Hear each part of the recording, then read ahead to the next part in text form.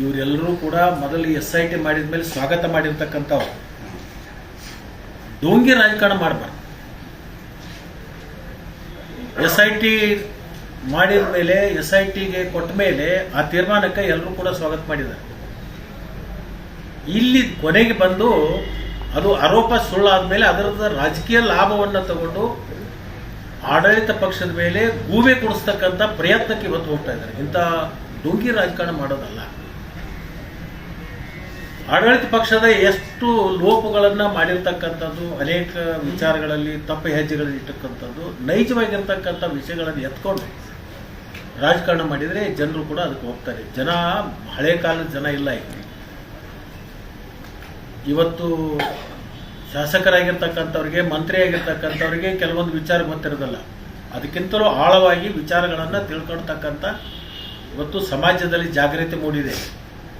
ಡೋಂಗಿ ರಾಜಕಾರಣ ಮಾಡ್ತಕ್ಕಂಥವ್ರನ್ನ ಯಾರು ಕೂಡ ಜನ ಕ್ಷಮಿಸೋದಿಲ್ಲ ಮತ್ತು ಅವರನ್ನು ಒಪ್ಪೋದಿಲ್ಲ. ಅದಕ್ಕೆ ಡೋಂಗಿ ರಾಜಕಾರಣ ಮಾಡೋದನ್ನು ನಿಲ್ಲಿಸಬೇಕು. ನೈಜ ಸಂಗತಿಗಳನ್ನು ಜನರ ಮುಂದೆ ಇಡುವಂಥದ್ದು ಮಾಡಬೇಕು. ಯಾಕೆ ಸ್ವಾಗತ ಮಾಡಿದರು, ಅವತ್ತು ವಿರೋಧ ಮಾಡಲಿಲ್ಲ?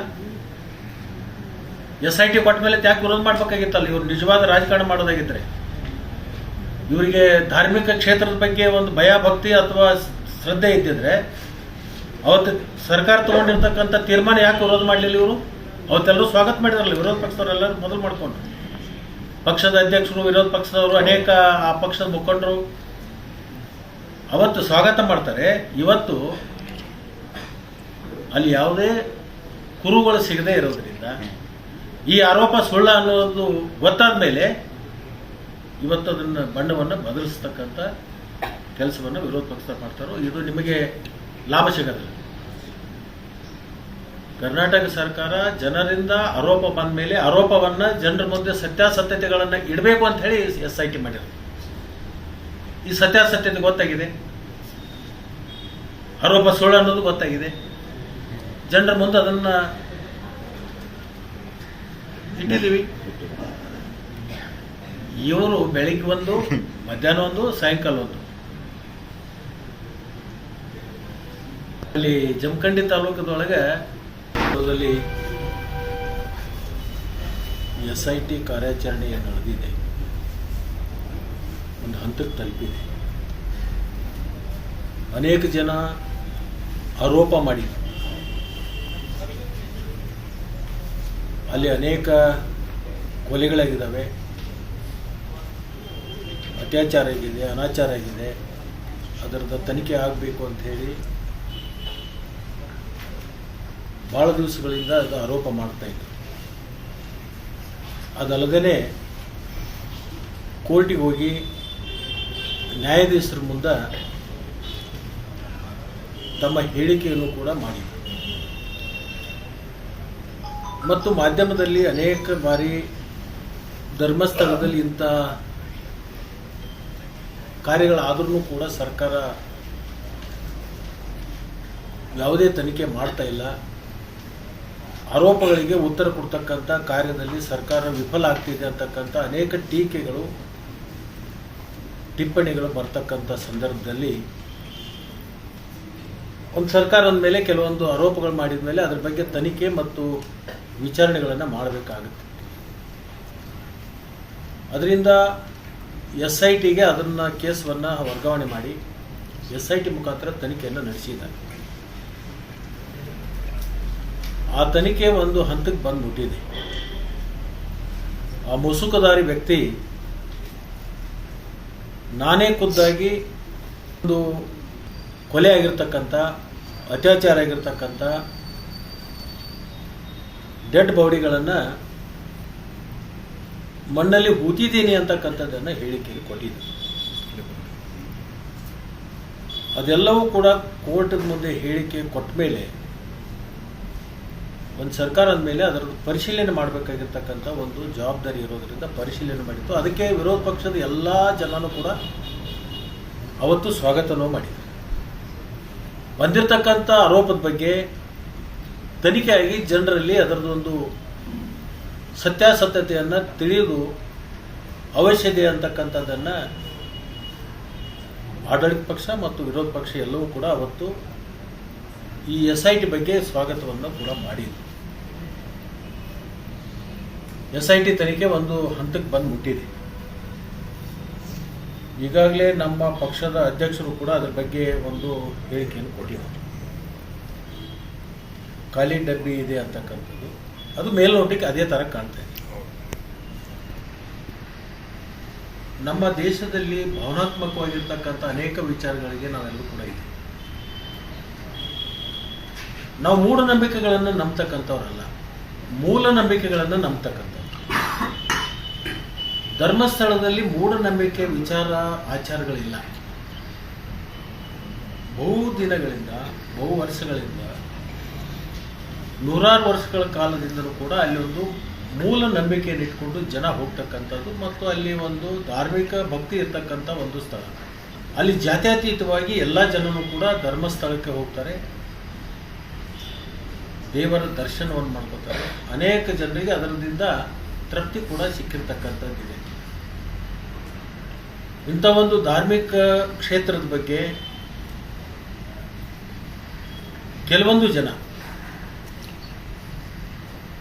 ಈ ಕಟ್ಟುಕತೆಯನ್ನು ಹುಟ್ಟಾಕಿ ಜನರಲ್ಲಿ ಗೊಂದಲವನ್ನು ಸೃಷ್ಟಿ ಮಾಡಿರ್ತಕ್ಕಂಥದ್ದು ನಮ್ಮ ಮುಂದೆ ಇವತ್ತು ಕಾಣ್ತಾ ಇದೆ. ಆ ಹತ್ತಿರತಕ್ಕಂಥ ಕಪ್ಪು ಚುಕ್ಕೆ ಇವತ್ತು ತೊಳೆದು SIT ಮುಖಾಂತರ ಸ್ವಚ್ಛವಾಗಿರ್ತಕ್ಕಂಥ ಒಂದು ವಾತಾವರಣ ಬರ್ತಿದೆ ಅಂತಕ್ಕಂಥ ವಿಶ್ವಾಸವನ್ನು ಕೂಡ ನಾನು ಈ ಸಂದರ್ಭದಲ್ಲಿ ಹೇಳಿಕ್ಕೆ ಬಯಸ್ತೀನಿ. ಆಗೋದೆಲ್ಲ ಒಳ್ಳೇದಕ್ಕಂತಕ್ಕಂಥದ್ದು ಇವತ್ತು ನಾವು ಅನ್ಬೇಕಾಗುತ್ತೆ. ಏನೊಂದು ಆರೋಪ ಇತ್ತು, ಆರೋಪ ಇವತ್ತು ಮುಕ್ತ ಆಗ್ತಕ್ಕಂಥ ಆ ಕ್ಷೇತ್ರದ ಬಗ್ಗೆ ಅನುಮಾನಗಳೇನಿದ್ದು ಅನುಮಾನಗಳು ಕೂಡ ದೂರ ಆಗ್ತಕ್ಕಂಥದ್ದನ್ನು ಇವತ್ತು ನಾವು ನೋಡ್ತಾ ಇದ್ದೀವಿ. ಅಲ್ಲಿ ಜಾತ್ಯತೀತವಾಗಿ ಎಲ್ಲ ಧರ್ಮೀಯರು ಕೂಡ ಒಂದು ಧರ್ಮಸ್ಥಳದ ಬಗ್ಗೆ ಗೌರವ ಮತ್ತು ಶ್ರದ್ಧೆ ಇದೆ. ಆ ಶ್ರದ್ಧೆಗೆ ಯಾವುದೇ ಕೊರತೆ ಆಗೋದಿಲ್ಲ, ಭಕ್ತಿಗೆ ಯಾವುದೇ ಕೊರತೆ ಆಗೋದಿಲ್ಲ. ಮತ್ತು ಅಲ್ಲಿರ್ತಕ್ಕಂಥ ಧರ್ಮಸ್ಥಳದ ಧರ್ಮಾಧಿಕಾರಿಗಳ ಬಗ್ಗೆನೂ ಕೂಡ ಬಹಳ ಅಪಾರವಾಗಿರ್ತಕ್ಕಂಥ ಗೌರವದ ಸಮಾಜಮುಖಿಯಾಗಿರ್ತಕ್ಕಂಥ ಕಾರ್ಯಗಳನ್ನು ಮಾಡ್ತಕ್ಕಂಥ ಬಂದಿದ್ದಾರೆ. ಬಹುಶಃ ಇದರ ಬಗ್ಗೆ ಯಾರೂ ಅನುಮಾನ ಪಡ್ತಕ್ಕಂಥದ್ದು ಇವತ್ತು ನಮ್ಮ ಮುಂದೆ ದೂರ ಆಗ್ತಾ ಇದೆ. ಬಹುತೇಕ ನಾಳೆ ಸೋಮವಾರ ಮಂಗಳವಾರ ಅಧಿವೇಶನ ಸಂದರ್ಭದಲ್ಲಿ ಅದರದ ಗೃಹ ಸಚಿವರು ಸಂಬಂಧಪಟ್ಟಂಥ SIT ಮುಖಾಂತರ ವರದಿಯನ್ನು ಪಡ್ಕೊಂಡು ಗೃಹ ಸಚಿವರು ಅದನ್ನು ಸ್ಪಷ್ಟಪಡಿಸುವಂಥ ಕೆಲಸವನ್ನು ಮಾಡ್ತಾರೆ. ಜನರು ಇದರ ಬಗ್ಗೆ ನಿರಾಳಾಗ್ತಕ್ಕಂಥ ಭಾವನೆ ಬರಲಿಕ್ಕೆ ಸಾಧ್ಯ ಇದೆ ಅಂತಕ್ಕಂಥದ್ದನ್ನು ಮಾತ್ರ ಈ ಸಂದರ್ಭದಲ್ಲಿ ಹೇಳಿಕ್ಕೆ ಬಯಸ್ತೀನಿ. ಯಾವ ಮುಸುಕದಾರಿ ಅವನ ಹಿನ್ನೆಲೆ ಇರ್ತಕ್ಕಂಥ ಯಾರಾದರೆ ಇದರಲ್ಲಿ ಒಳಸಂಚು ಮಾಡಿ ಇದನ್ನು ಮಾಡಿದರೆ, ಯಾಕಂದರೆ ಇಂಥ ಪ್ರಕರಣಗಳು ಮುಂದೆ ಪುನರಾವರ್ತನೆ ಆಗಬಾರ್ದು. ಆರೋಪಗಳು ಮಾಡೋದು, ಜನರ ಭಾವನೆಗಳಿಗೆ ಧಕ್ಕೆ ತರ್ತಕ್ಕಂಥದ್ದು, ಯಾವುದೇ ಒಂದು ಧರ್ಮದ ಮೇಲೆ ಅದು ಕಳಂಕ ತರ್ತಕ್ಕಂಥದ್ದು ಯಾರೋ ಮಾಡಿದರೆ, ನಾನು ಸರ್ಕಾರಕ್ಕೆ ವಿನಂತಿಸಿಕೊಳ್ತೀನಿ,